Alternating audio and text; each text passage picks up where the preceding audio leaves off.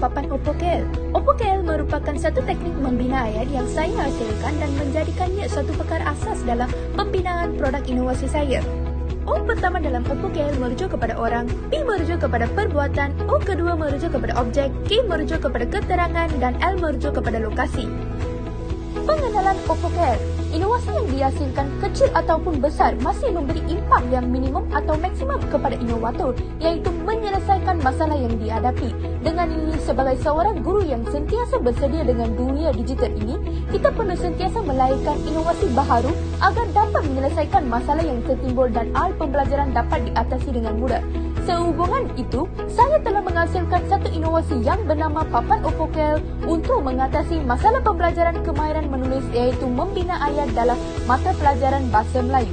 Rasional Papan OPOKEL, projek inovasi yang dirancang bagi meningkatkan kefahaman dan penguasaan murid dalam kemahiran menulis, iaitu membina ayat. Oleh itu, terdapat beberapa rasional projek ini dijalankan, antaranya menggunakan bahan bantu mengajar, iaitu kit pembelajaran yang menarik dan interaktif dalam pembelajaran membina ayat supaya murid dapat mengambil bahagian secara aktif di dalam kelas, membantu guru-guru untuk mempelbagaikan kaedah pengajaran yang lebih menyeronokkan dan berunsur belajar sambil bermain, memotivasikan murid tahun 3 membina ayat dengan mudah dan betul.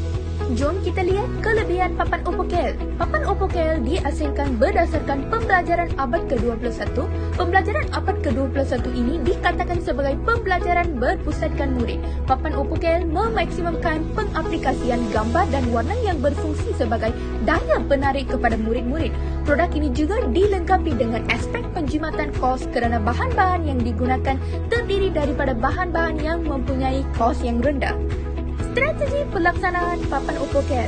Sebelum inovasi Papan OPOKEL diperkenalkan, kebanyakan murid menghadapi masalah dalam membentuk struktur ayat yang betul dan juga berasa sukar untuk memperluas sesuatu ayat. Namun, selepas inovasi ini diperkenalkan, murid dapat memperluas ayat dengan mudah dan betul. Saya dapat mengenal pasti 3 masalah dalam kalangan murid tahun 3, iaitu murid menghadapi masalah pembentukan struktur ayat, murid berasa sukar untuk membina ayat yang panjang, murid mengambil masa yang lama untuk membina ayat.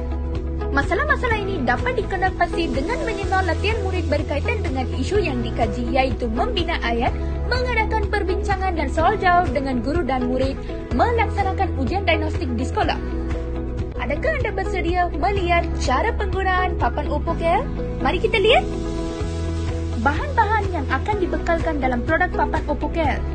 Papan OPOKEL, kad gambar, kad perkataan, blue tag, formula OPOKEL, kad putih dan marker.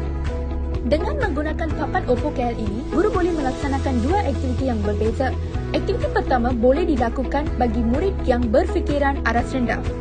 Langkah 1. Murid diberi 1 papan OPOKEL dan 1 sampul surat yang mengandungi kad gambar dan kad perkataan. Langkah kedua, keluarkan kad gambar dan kad perkataan daripada sampul surat. Langkah ketiga, baca formula OPOKEL yang dibekalkan dengan teliti. Langkah keempat, lekatkan kad gambar pada ruang yang disediakan menggunakan blue tag. Langkah kelima, asingkan kad perkataan mengikut warna. Setiap warna merujuk satu huruf dalam teknik membina ayat OPOKEL. Warna kuning merujuk kepada orang, warna ungu merujuk kepada perbuatan, warna hijau merujuk kepada objek, warna merah merujuk kepada keterangan dan warna biru merujuk kepada lokasi. Langkah ke-6, memilih kad perkataan yang bersesuaian dengan gambar. Langkah ke-7 iaitu langkah terakhir, murid perlu menyusun kad perkataan berdasarkan teknik OPOKEL sehingga menjadi satu ayat yang lengkap.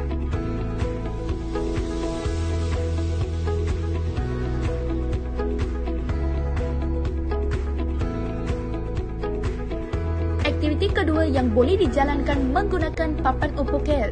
Aktiviti ini, guru boleh menggunakan bagi murid yang berfikiran aras tinggi. Langkah pertama, murid perlu keluarkan kad gambar dan kad putih daripada sampul surat. Langkah kedua, baca formula OPOKEL yang dibekalkan dengan teliti. Langkah ketiga, lekatkan kad gambar pada ruang yang disediakan menggunakan blue tag. Langkah keempat, menulis perkataan pada kad putih yang disediakan menggunakan marker pad. Dan murid perlu membina ayat yang lengkap berdasarkan teknik OPOKEL. Mari kita lihat impak Papan OPOKEL.